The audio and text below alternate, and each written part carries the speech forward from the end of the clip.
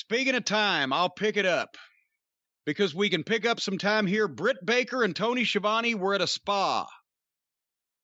And once again, I hate to do this, but because I liked Britt Baker and Reba. Of course, from what I saw of Speed Search on this, it was silly. And if this was the only silly thing on the show, then it might have been good. But since the whole show's silly, I didn't need any more silly. So I invoked the tooth and nail rule and zipped ahead.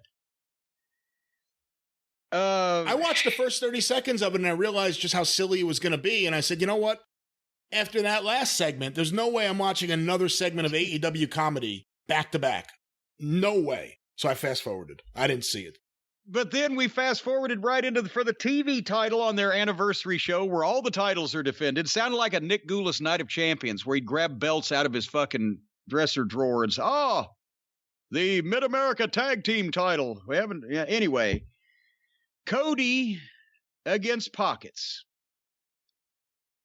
And Cody's blonde again now. I like the dark hair. God damn, he looks like he got past the Dark Order, so now he had to dye his hair again. It's so stupid. Come on. But I wrote, now Cody is going to stooge for this idiot. Nobody will tell Tony Khan that his favorite wrestler is a joke and will bury all of his top talent. They will. I thought Cody had some pride. This right here, this is why I would not take money to be a consultant. If I got paid one time to do anything related to this television program and then I watched this on it, I would fucking get mad and I would quit. Because I wouldn't want my name associated with something of this nature. So they started to have a match. Pockets turned his back to him. Wouldn't acknowledge him, ducked a lockup, put his hands in his pockets. And already the whole thing's a joke because why would you turn your back on Cody? And didn't put him over. It was just blowing him off. And then they locked up. And the announcers made a big deal out of Orange Cassidy locks up. Fuck.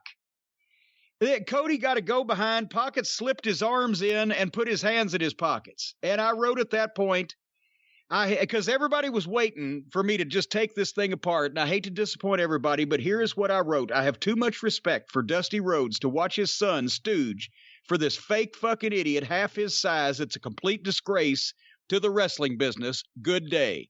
And I fast forwarded. And I fast forwarded to the end of the fucking match, and I'm going to spoil the finish now. They went 20 minutes Broadway, and Pockets had Cody down for a 2 count at the bell. This was worse than Harley Race having to go an hour with George Goulas in Nashville. That if Cody wanted to do this, the owner of the company should have talked him out of it. If the owner of the company wanted Cody to do this, Cody should have told him he was out of his mind. Arn Anderson, Tully Blanchard, one of the many veterans, somebody should intervene and stage an intervention. This was insulting. It was worse than Harley. Tony said sell to Pockets Goulas. Did you watch this whole thing? For the most part. I looked away a few times, but I didn't. Was there anything that I missed that I should have seen to change my opinion of my little dog Pockets? I don't think so. I mean, at this point, we've seen the entire act.